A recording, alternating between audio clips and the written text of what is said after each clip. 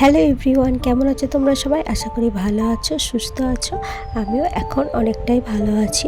তো এখন বাজে ঘড়ির কাঁটায় দুপুর 12টা। তো এখন থেকেই তোমাদেরকে সবাইকে সাথে নিয়ে আমার নতুন আরও একটি ব্লগ শুরু করা যাক।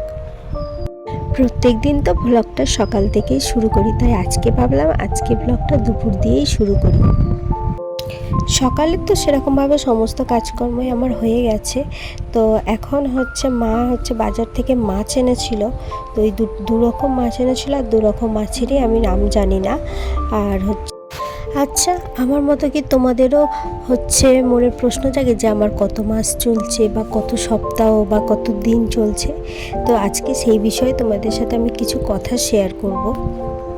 আসলে ডাক্তাররা আমাদের যতই বলুক না কেন আমাদের এত মাস চলছে বা এত উইক চলছে, তবুও কিন্তু আমাদের নিজেদের মনে খুব জানতে ইচ্ছা করে যে সত্যি আমাদের কত মাস চলছে, বা কত দিন চলছে, বা কত সপ্তাহ চলছে। তোমার কত সপ্তাহ চলছে বা কত মাস চলছে সেটা বোঝার আগে সবথেকে গুরুত্বপূর্ণ হচ্ছে তোমার লাস্ট পিরিয়ড কত তারিখে হয়েছে। মানে ধরো তোমার 1 জানুয়ারি লাস্ট পিরিয়ড শুরু হয়েছিল, মানে ডে 1, মানে জানুয়ারি মাসের 1 তারিখে তোমার পিরিয়ড শুরু হয়েছে। এবার হঠাৎ করে তোমরা বেবি প্ল্যানিং করলে, এবার তোমার পিরিয়ডের সাইকেল 28 দিনের। এবার 28 দিন পর তোমার যখন পিরিয়ড মিস হয়, এবার তার 7 দিন পর টেস্ট করলে পজিটিভ এসেছে, তাহলে তোমার লাস্ট পিরিয়ড ধরবে 1 জানুয়ারি। মানে সমস্ত মেডিকেল সায়েন্স বা এইভাবেই এরা ক্যালকুলেশন করে, বা অন্যান্য যে স্ক্যান থাকে তাতে বেবি হাইট, লেন্থ এই সমস্ত দেখে করা হয়। সেই জন্য কখনো কখনো ডিফারেন্স আসে। আর দ্বিতীয়ত ডাক্তার 2 সপ্তাহ পর হাতে ধরে, কারণ তোমার ওভুলেশন হবে, তোমার বেবি সব কিছু তৈরি হবে, তারপর কি তোমার প্রেগনেন্সি টেস্ট পজিটিভ আসে। এমনকি ডাক্তাররা ডেলিভারি ডেট ধরার আগেও এলএমপির সাথে 40 সপ্তাহ অ্যাড করা হয়, যাতে সময়ের আগে হাতে সময় থাকতে তুমি এবং তোমার ডক্টর সঠিক ব্যবস্থা নিতে পারো। এই জন্যই এলএমপি মানে তোমার লাস্ট পিরিয়ড ডেট থেকে সবসময় হিসাব করা উচিত।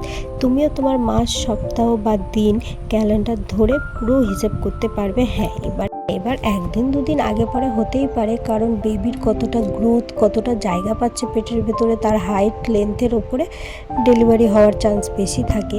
কিন্তু এটা হিসাব করলে কি হবে, তুমি তোমার নিজস্ব একটা আনুমানিক দিন তুমি হিসাব করতে পারবে। এভাবেই আমরা নিজেরা খুব সহজেই একটা ডেট হিসাব করতে পারবো। তো এই ছিলই ব্যাপার। ডাক্তাররাও অনেক সময় এভাবেই হিসাব করে থাকে। তো দেখো, তোমাদের সাথে কথা বলতে বলতে আমার স্নান টান হয়ে গেছে। তো এই দুটো নাইটি আমি কিনেছিলাম, আর হাতা লাগাতে সেলাই করতে দিয়েছিলাম। তো কাকিমা আজকে দিয়ে গেছে, ওটাই দেখছিলাম, পরেও দেখেছিলাম যে ঠিক হয়েছে। আসলে আমার নাইটির নিচের দিকটা অনেকটা করে কাটতে হয়।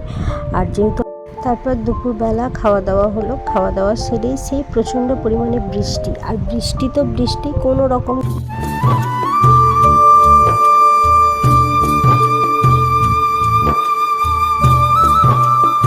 আর জানো তো, প্রতিদিনই বৃষ্টি হচ্ছে, কিন্তু বৃষ্টির যে একটা ঠান্ডা ঠান্ডা ওয়েদার সেটা একদমই নেই। যখনই আসছে ঝমঝম করে বৃষ্টি হচ্ছে, বৃষ্টি থেমে যাচ্ছে, রৌদ্র উঠছে, প্রচণ্ড পরিমাণে গরম হচ্ছে, ঘাম হচ্ছে। এই কারণেই আরও বেশি শরীর খারাপ হচ্ছে।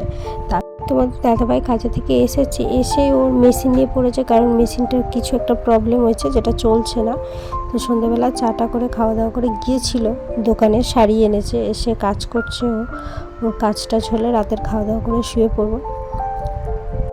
রাতে তো ভাত হয়েছিল, এখানে বাড়িতে সবাই ভাত খায়, আর আমি গুড় দিয়ে রুটি খেয়েছিলাম। তো খাওয়া দাওয়া করে তোমার দাদাভাই আজকে ব্লগটা এখানেই শেষ করলাম। সবাইকে শুভরাত্রি, ভালো থাকবেন, সুস্থ থাকবেন। ফিরে আসছি নতুন আরও একটি ব্লগ নিয়ে। টাটা।